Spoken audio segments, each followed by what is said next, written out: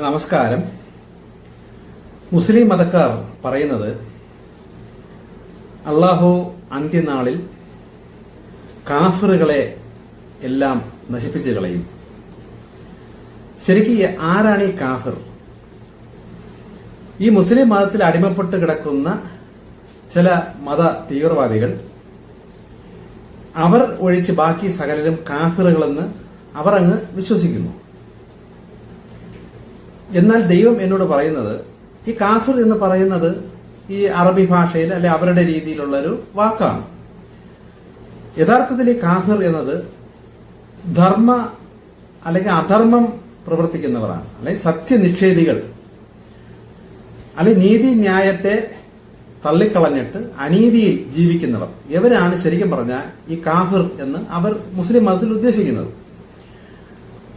എന്നാൽ ഈ മതത്തിൽ അടിമപ്പെട്ട് കിടക്കുന്നവർ ഈ ഖുറാന്റെ ശരിക്കുള്ള ആ ഒരു രീതിയിലൊന്നും കാര്യങ്ങൾ മനസ്സിലാക്കാതെ ഏകദൈവത്തിൽ വിശ്വസിക്കുന്ന അവർ മാത്രമേ നല്ലവരുള്ളൂ, ബാക്കി ബഹുദൈവത്തെ ആരാധിക്കുന്നത്, വിഗ്രഹത്തെ ആരാധിക്കുന്നത്, ഇങ്ങനെയൊക്കെ ഉള്ളവരെല്ലാം കാഫിറുകളായിട്ട് അവർക്കങ്ങ് തോന്നുകയാണ്.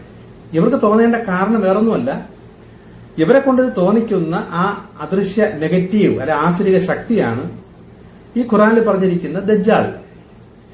ദജ്ജാൽ എന്ന് പറയുന്ന ഒരു ശക്തി ഹൈന്ദവത്തിൽ കലി എന്ന് പറയുന്ന ശക്തിയും, ക്രിസ്ത്യാനികളിൽ പറയുന്ന ആന്റി ക്രൈസ്റ്റ് അല്ലെ അന്തിക്രിസ്തു, എതിർ ക്രിസ്തു എന്നൊക്കെ പറയുന്ന ഇതെല്ലാം ഒരേ എനർജിയാണ്. ഇവരുടെയൊക്കെ ഈ ശക്തിയുടെ ജോലി എന്തെന്ന് വെച്ചാൽ ഈ മനുഷ്യരെ അവർക്ക് ദൈവം കൊടുത്തിരിക്കുന്ന അല്ലെ ഗ്രന്ഥങ്ങളിലൂടെ ദൈവം കൊടുത്തിരിക്കുന്ന നല്ലതിനെല്ലാം മറച്ചു വെച്ചിട്ട് അതിനെ ഒന്ന് തിരിമറി നടത്തി. ശരി എന്ന് പറഞ്ഞ സാധനം അതിനകത്ത് ഉണ്ടോ എന്ന് വെച്ചാൽ ഉണ്ട്, പക്ഷെ അതിനെ അങ്ങ് ഈ അവിരപരുവത്തിലാക്കി ഈ തെറ്റിദ്ധാരണ ഉണ്ടാക്കിക്കൊണ്ട് ഈ അധികം ബോധമില്ലാത്ത മനുഷ്യരെ പറ്റിച്ച് തെറ്റിപ്പിച്ച് കളയുന്ന ഒരു രീതിയാണ് ഈ നെഗറ്റീവ് ശക്തികൾ ചെയ്തുകൊണ്ടിരിക്കുന്നത്. ഇതെല്ലാ മതത്തിലുണ്ട്. ഹിന്ദു മതത്തിൽ കലി എന്ന രീതിയിൽ ഈ ശക്തി ഹിന്ദുക്കളിൽ വിഷം കുത്തി വെക്കുന്നുണ്ട്, സത്യത്തെ മാറ്റിക്കളയുന്നുണ്ട്. ഈ മാറ്റിക്കളയലാണ് ചെയ്യുന്നത്, മറച്ച് മാറ്റിക്കളയും. സത്യം ഉണ്ടെന്ന് വെച്ചാൽ ഉണ്ട്, പക്ഷെ അത് അതായിരിക്കില്ല സത്യം. കാഫിറുകൾ എന്ന് പറയുന്ന അല്ലെങ്കിൽ ഈ സത്യനിഷേധികൾ എന്ന് പറയുന്നത് ഈ വിധ സത്യങ്ങളെല്ലാം തിരിച്ചറിഞ്ഞിട്ട് ഇപ്പൊ നെഗറ്റീവ് ശക്തി ഉണ്ടെന്നും പോസിറ്റീവ് ശക്തി ഉണ്ടെന്നും ദൈവത്തിന്റെ വ്യവസ്ഥകൾ അല്ലെങ്കിൽ ദൈവം വെച്ചിരിക്കുന്ന വ്യവസ്ഥകൾ ഇന്നതാണ് എന്നെല്ലാം മനസ്സിലാക്കിയിട്ട് അവർ തിന്മ തിരഞ്ഞെടുക്കുന്നു അല്ലെങ്കിൽ അധർമ്മം തിരഞ്ഞെടുത്ത് അതിൽ ജീവിക്കാൻ ആഗ്രഹിക്കുകയും അങ്ങനെ ജീവിക്കുകയും ചെയ്യുന്നവരാണ് ശരിക്കും പറഞ്ഞ ഈ മുസ്ലിം മതത്തിൽ പറയുന്ന കാഫിർ, അതായത് സത്യനിഷേധികൾ. സത്യം അറിയണം, സത്യം അറിയാതെ നിഷേധിക്കാൻ പറ്റില്ലല്ലോ. അപ്പൊ സത്യം അറിഞ്ഞിട്ട് നിഷേധിക്കുന്നവരാണ് ഇങ്ങനെ പറയുന്നത്. ബൈബിളിലും അത് തന്നെ പറയുന്നത്. അന്ത്യകാലത്ത് ക്രിസ്തു രണ്ടാമത് വെളിപ്പെട്ടിട്ട് അതിഭയങ്കരമായ ശിക്ഷയും നശീകരണവും ഒക്കെ വെളിപാട് പുസ്തകത്തിൽ ബൈബിളിൽ തന്നെ എഴുതിയിട്ടുണ്ട്. ക്രിസ്തുവിന്റെ ആത്മാവ് രണ്ടാമത് വന്നിട്ട് ഖുറാനിലും അത് തന്നെ പറയുന്നത് ഈസാ നബി രണ്ടാമത് വരും. ഇത് തന്നെയാണ് കൽക്കി, അടുത്ത അവതാര പുരുഷനായ കൽക്കി വരും. വന്നിട്ട് എന്താണ് ചെയ്യുന്നത്? അധർമ്മം പ്രവർത്തിക്കുന്നതിനെയൊക്കെ നശിപ്പിച്ചിട്ട് ധർമ്മത്തെ തിരിച്ചു കൊണ്ടുവരും. ഇപ്പൊ എന്താണ് ഈ ധർമ്മം? ഈ ധർമ്മം എന്ന് പറയുന്നതാണ് ഈ പ്രകൃതിയിൽ ദൈവം വെച്ചിരിക്കുന്ന മനുഷ്യന് വെച്ചിരിക്കുന്ന ഒരു വ്യവസ്ഥ, ആ ഒരു മൈൻഡ് സെറ്റാണ്. ഈ മൈൻഡ് സെറ്റ് ഉള്ളവർക്ക് ആ ധർമ്മത്തിൽ പോകാൻ പറ്റും. അപ്പൊ ആ മൈൻഡ് സെറ്റ് അല്ലാത്തവർ ഈ ധർമ്മം പാലിക്കാൻ അവർക്ക് പറ്റൂല. കാരണം ധർമ്മം പാലിച്ച് പോവുക എന്ന് പറയുന്നത് ഇത്തിരി പാടാണ്, കുറച്ച് ബുദ്ധിമുട്ടുള്ള കാര്യമാണ്.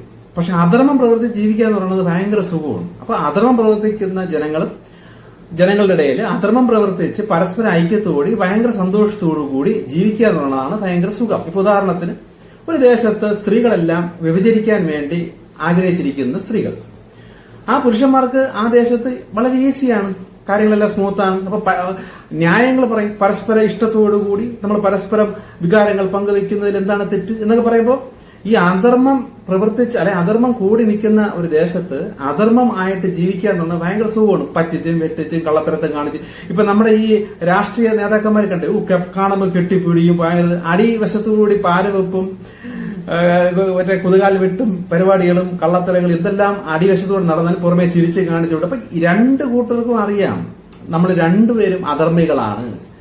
പക്ഷെ ഐക്യത്തോടി സ്നേഹത്തോടി പോണത് കണ്ട പരസ്പരം ഷെയർ ചെയ്തും പറ്റിച്ചും കാര്യങ്ങളൊക്കെ സ്മൂത്ത് ആയിരിക്കും ഉള്ളവർ. ഇപ്പൊ പൊതുജനങ്ങളുടെ പൈസ വെട്ടിച്ചാൽ ഈ രാഷ്ട്രീയത്തിൽ ഈ പാർട്ടിയിലുള്ളവർ തന്നെ അങ്ങോട്ട് ഷെയർ ചെയ്ത് ഇങ്ങോട്ട് ഷെയർ ചെയ്ത് ഇവരെല്ലാവരും സുഖിച്ച് ജീവിക്കും. ഈ പാവം ഈ മൂള അല്ലെങ്കിൽ ബോധം വർക്കിയാത്ത പൊതുജനങ്ങളെ കബളിപ്പിച്ചാണ് ഇവർ ജീവിക്കുന്നത്. അപ്പൊ ഈ കാഫിറുകൾ എന്ന് പറയുന്നത് ഈ അധർമ്മം പ്രവർത്തിക്കുന്നവരെയാണ്. അതാണ് മുസ്ലിംസ് ഇങ്ങനെ പറയുന്നത്. പക്ഷെ ഈ നമ്മളാണ് ശരിക്കുള്ള സാധനം, മതത്തിൽപ്പെട്ട നമ്മൾ മാത്രമേ ഉള്ളൂ നല്ലവർ, ബാക്കി എല്ലാം കാഫറുകൾ എന്ന ചിന്ത ഈ ആശ്രിക ശക്തികൾ ഇവരുടെ തലച്ചോറിൽ, ഇവരെ മനസ്സിൽ അങ്ങനെ ഒരു വിഷം നിറച്ചിട്ട് ഇവരെ ഇങ്ങനെ മായാലോകത്തിട്ട് ജീവിപ്പിക്കണതാണ്.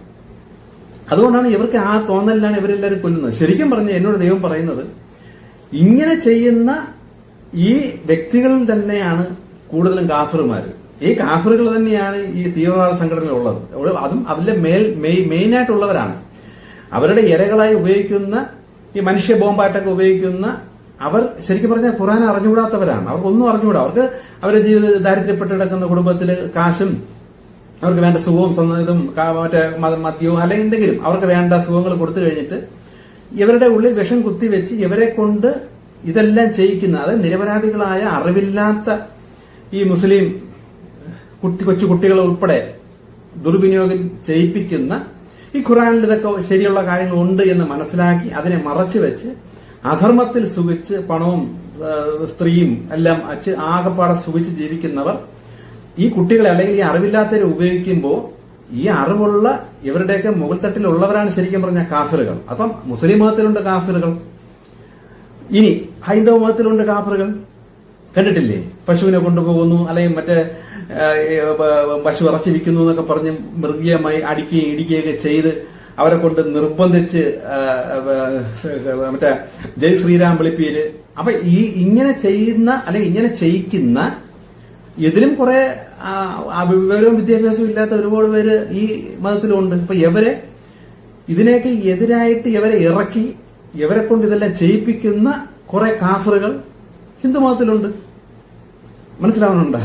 അപ്പൊ ഈ കാഫറുകൾ എന്ന് പറയുന്ന സാധനം സത്യനിഷേധികളല്ല, അധർമ്മികൾ. അപ്പൊ ഇതിനെ നശിപ്പിച്ചിട്ടാണ് ഈ ധർമ്മത്തെ കൊണ്ടുവരുമ്പം ശരിക്കും ആ സത്യത്തെ തിരിച്ചറിയുകയും എനിക്ക് സത്യം മതി, നീതി മതി, ധർമ്മം മതി എന്ന് ആഗ്രഹിച്ച് വരുന്നവരെ ഉയർത്തിക്കൊണ്ടുവരുന്ന കാലഘട്ടമാണ് ഇനിയുള്ള കാലഘട്ടം.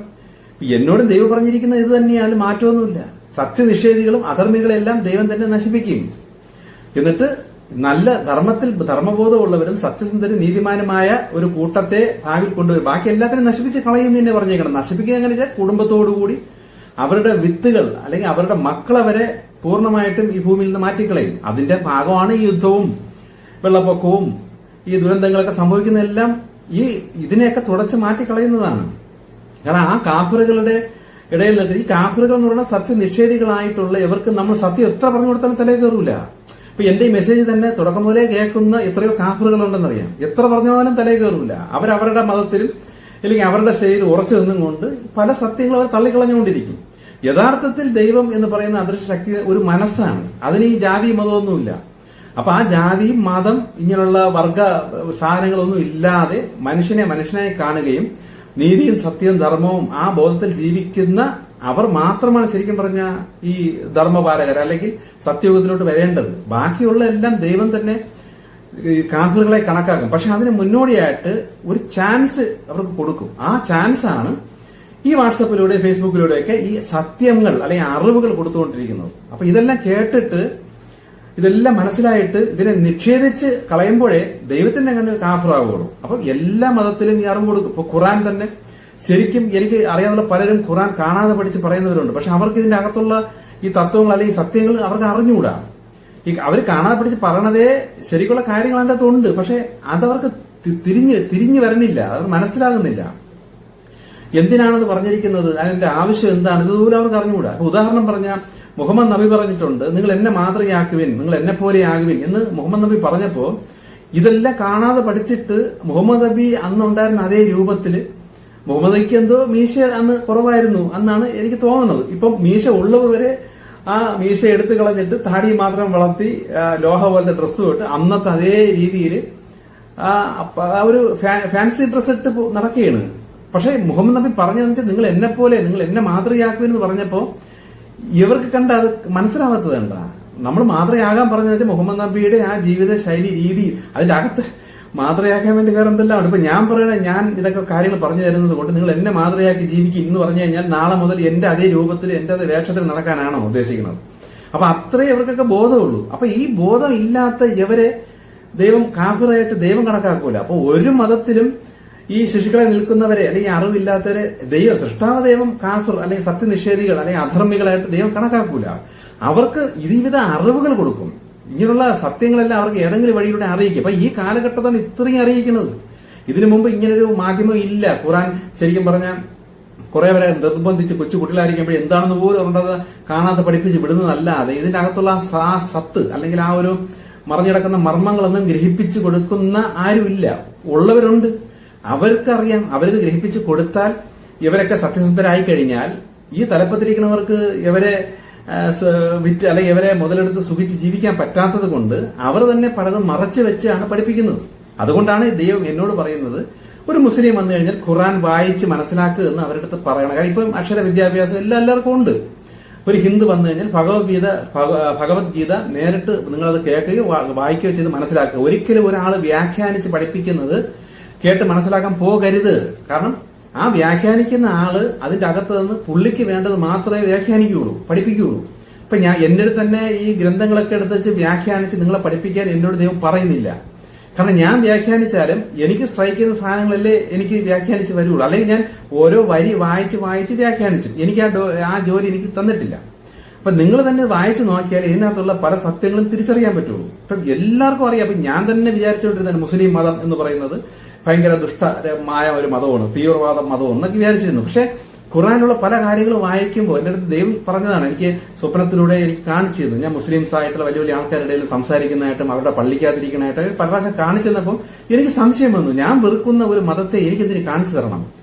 അവസാനം എനിക്ക് നിർബന്ധിച്ച് അങ്ങനെ ഉള്ളിൽ കിട്ടിയതിന് ശേഷമാണ് ഞാൻ തന്നെ ഇങ്ങനെയുള്ള ആൾക്കാരുടെ സഹകരിച്ച് സംസാരിക്കാൻ തുടങ്ങിയത്. അപ്പൊ ഇതിന്റെ അകത്ത് പണ്ഡിതന്മാരായിട്ടുള്ളവരുണ്ട്. അവർ ഹിന്ദു മതത്തെയും ക്രിസ്ത്യൻ മതത്തെയും എല്ലാം അംഗീകരിച്ചും കൊണ്ട് എന്നോട് പല കാര്യങ്ങളും ചോദിച്ച് മനസ്സിലാക്കുന്നവർ ഇതിനകത്തുണ്ട്, ഉസ്താദുമാരുണ്ട്.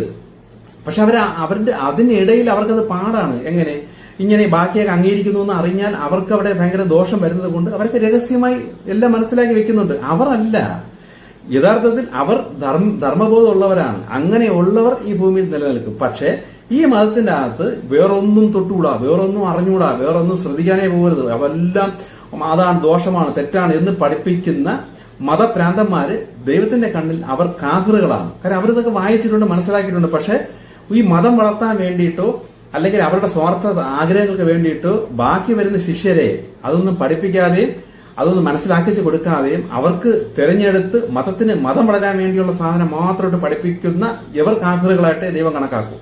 ക്രിസ്ത്യാനികളില്ലേ കാഫിറുകൾ, കണ്ടില്ലേ?